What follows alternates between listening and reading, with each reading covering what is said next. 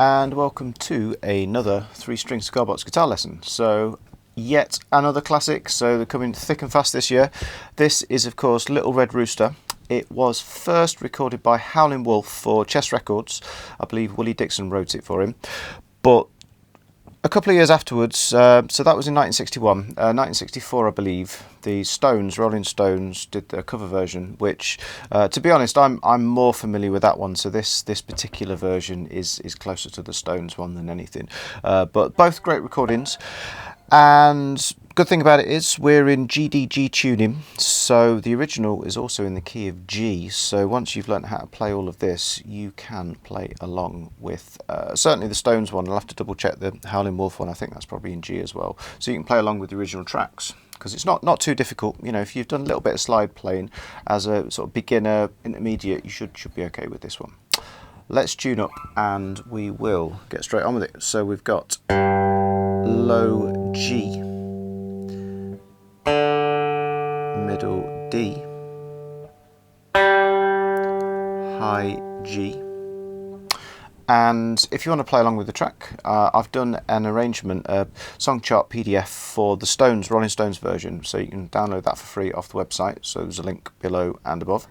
And it is basically, it's a 12-bar blues. It's not a completely standard one because it goes to the C chord, like the second chord in the sequence, a couple of times.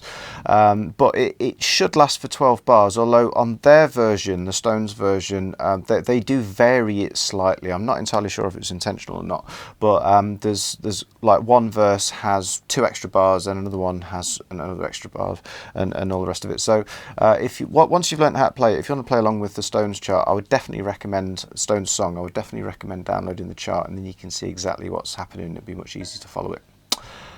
But without further ado, let's get straight on with learning the tune. Okay, so as you probably noticed, we're back on the slide here, and it's also fingerstyle. So if there's anything here where you're not so sure about either playing fingerstyle or playing slide, I'll put a link to a couple of earlier videos to give you some basic tips on it.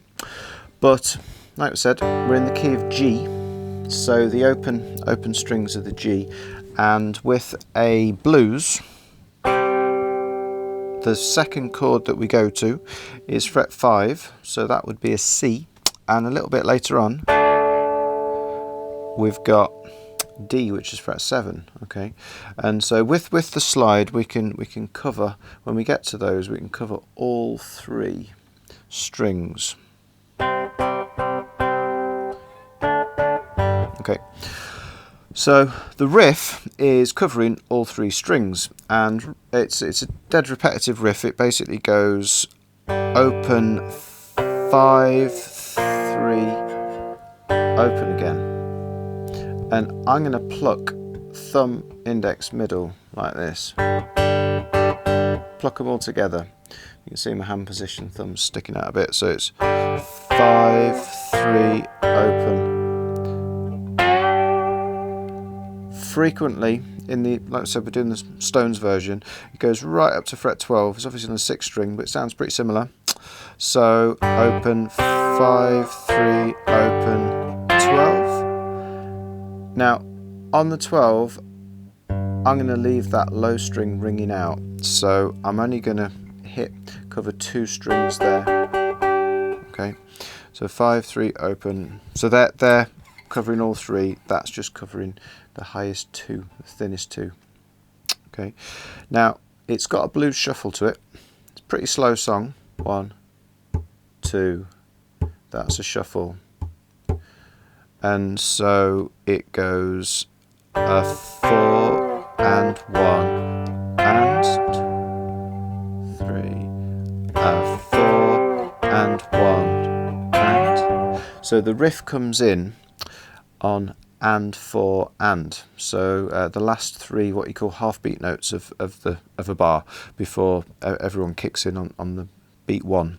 So if I count it in, it's like 1 2 3, a 4 and 1 and.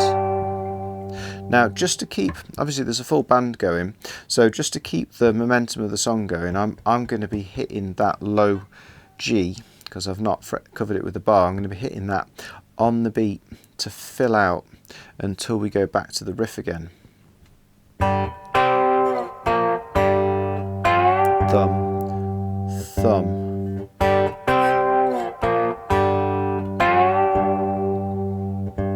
So I've got space for 2 thumb notes after I've gone to fret 12, and you can slide into it, and so I'm doing a double pluck just with my fingers because I'm only covering those strings that the fingers are plucking. So the thumb is pretty much only playing this low G throughout this song. Okay. Now what we're going to do is, I was kind of half bringing out some of the sort of vocal melody notes, like what Mick was singing and stuff. So it was probably a little bit more complicated than it needed to be the demo. So we're just going to do a dead stripped down version, and the intro is round that 4 times. Okay. When it goes to, like I was saying, C is the second chord in the blues progression. When it goes to C for the first time, I mean, the riff starts there, but when we stay on C, that's when the vocals come in, and that is the start of the verse.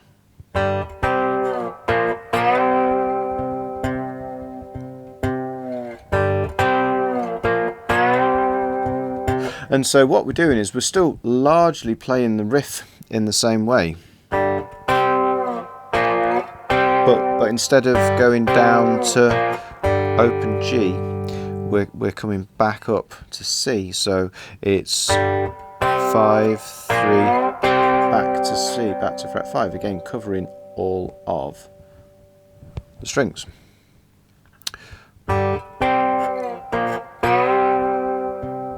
Now you can either just hit the G, the low G, the low bass note on the beat, or you can even get that sort of shuffle rhythm going if you just want to let that ring out all the way through. 2, 3, or 2, 3. Either's fine. That's the plain one, so I've got space for 2 of them. Or I can keep that shuffle rhythm going, or that swung rhythm. Okay. So that's basically how we play it. I'll go through it in a bit more detail, but it's probably worthwhile going through the blues cycle, because it's just a tiny bit different to normal. So the intro is just what I played before 4 times, but we'll class the blues cycle as starting, like I said, when it hits the C. Bar 1,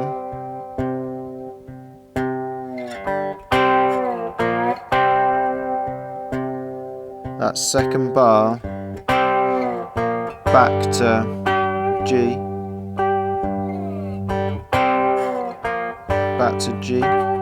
So that's 4 bars, then it goes back to C again. There's the plain bass.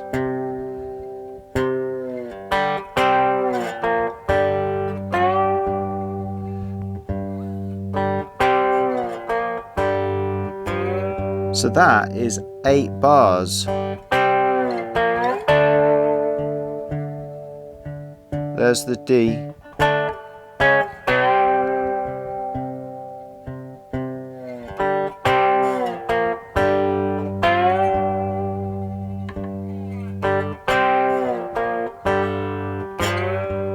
And then it starts again. So bars 9, 10, 11 and 12 are 1 bar on D, 1 bar on C, and then 2 on G, as normal. So the only thing that's different really is you start on C, and then you go back to C for a second time. So that's the basic 12 bar structure, but like I was saying, the Stones version's a bit irregular. I'm not entirely sure if it was intentional, but it's a great recording, it sounds ace. But you definitely want to check out the chart to see how it varies. It basically hangs on the G for an extra bar in a couple of places. Okay, so let's try from a different angle. Now, I'm doing quite a bit of like vibrato there, so if I'm going to sustain these notes, it's really good to... Now, I've taught quite a few people slide, and to be honest, that's much harder than it looks. Keeping that going while you're keeping, you know, a pulse and a picking pattern going is quite difficult. It's got a rhythm to it. It's got like an oscillation, and I think I'll probably do another sort of slides tips video pretty soon, so I'll cover that in a bit more detail. But if you're finding it really difficult to keep the coordination and the rhythm going, don't worry so much about this vibrato. I'll cover it in another video. But let's just go dead slowly, and we'll map out that 12 bar again. So it's like 1, 2, 3.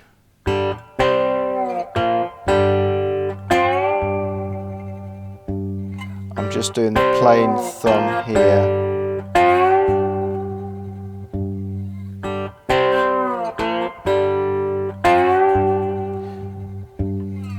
Okay, so this is the intro done. That was 4 times. I'm going to start the 12 bar now. Do the riff, but go back up to C. So another 2 on G.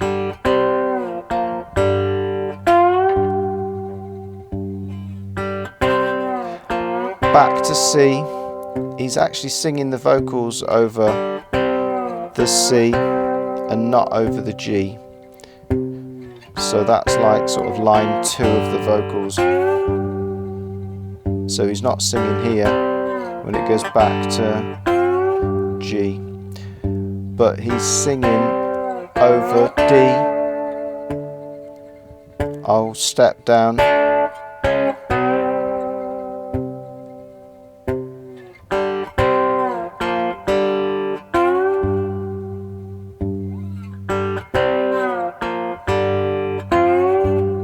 And then we'll start again, verse 2, to start singing on the C again. Okay, so in the same way as we've got the main G riff, which is, but we're adapting it to go into C, what we're doing when we play the D is we adapt it in a slightly different way. We just go straight up to 7, so it's 5, 3, 7, so that's still 1, 2, 3, D, and what I might do here is 4 and 1, that's just stepping down 7, 6, 5, 4 and 1, 2, 3, okay, right. That, apart from the irregularities of the Stones version, as in how many times you sort of hang on that G riff, that's it. But if we want to make it a little bit more varied, what we can do is we can just look at some subtle little ways where we can change the main G riff maybe. So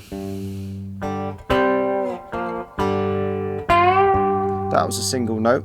You know, it's not a lot, but it's something different. So instead of plucking 2 strings, I'm sliding into 12 as well, aren't I? So I'm going from 10 really. You can't hear it, but you just hear the slide into 12. 1 note, 2 notes, 1 note. Doesn't quite work so well just hitting the middle string going up to 12, but what works okay is going up from 3 to 5 on the middle string, because that's going into a G. That's a high G, that's a middle G. So now that involves a slide angle. I've covered this in various videos. If you're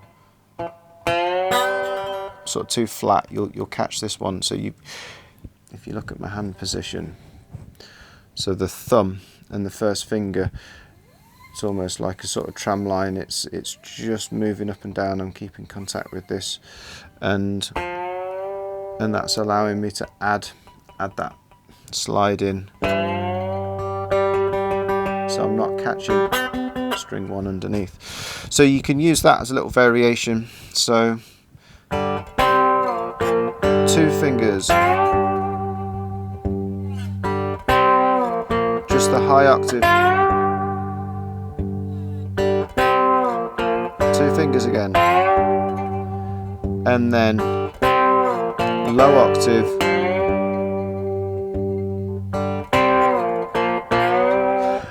okay. Now you can even sort of do a picking pattern off this. If you don't want to just let it ring out and just play the bass, you could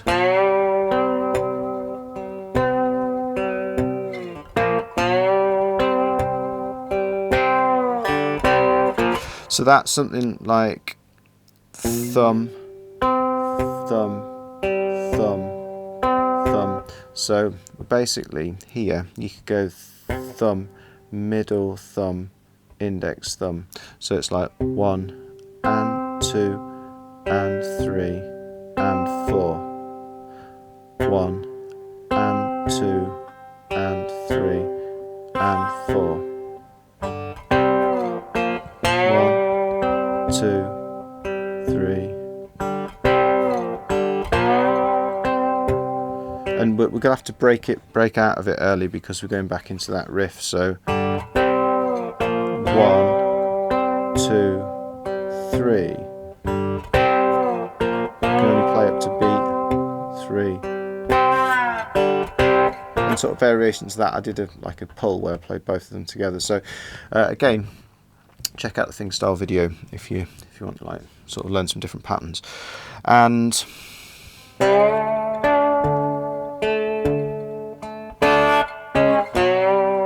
can do the same sort of alternating finger picking pattern, thumb, middle thumb, index on the D and the C. Okay. So that, I mean, that's basically it. That's a beginner version. I wouldn't take it any further than that. If you did, want to put any of those sort of melody notes in, sort of picking out something close to the what the singer's doing, what Keith's doing. Sorry, Mick, what Mick's doing. So it's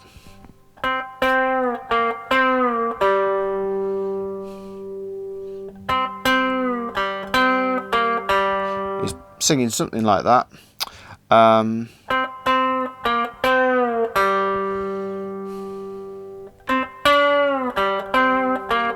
Sort of occasionally goes up to fret 7. So that's over the C chord, and so to be honest, it's a bit more advanced this. So if you want to try it, then try and work it into keeping a relatively solid thing going, a bit like what I just explained 1 minute ago. So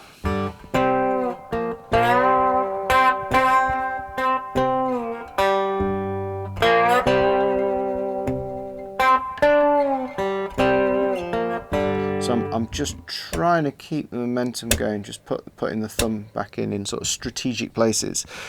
When it goes up to D, so that's the melody both times on the C, and when it goes up to D,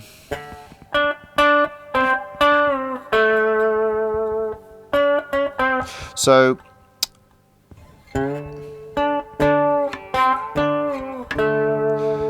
now if you wanted to, you could. That middle string's a D, so when you get down to fret 2, so that's 7, 5, 7, 2. When you get down there, obviously we can't play fret 7 on the slide up here, so we could pick out the D there instead.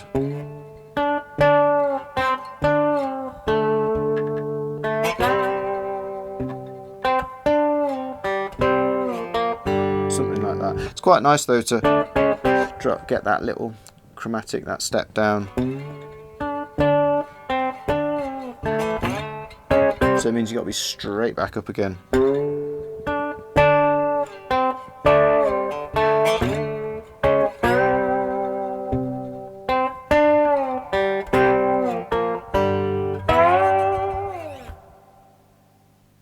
but it's blues. You've just got to jam it out basically, and just try and keep the structure going. Alright, so that's about it. Hope that's fun to play. I really like the song. I've known it for years. It was, one of the first ones I had to go out on slide, I think, to be honest. So it's quite a nice one. And like I was saying, if you beginner level and you've had some basic slide playing experience, you should be able to manage this one. So hope you enjoy playing the song, and we will see you here again very soon on Coda Guitar.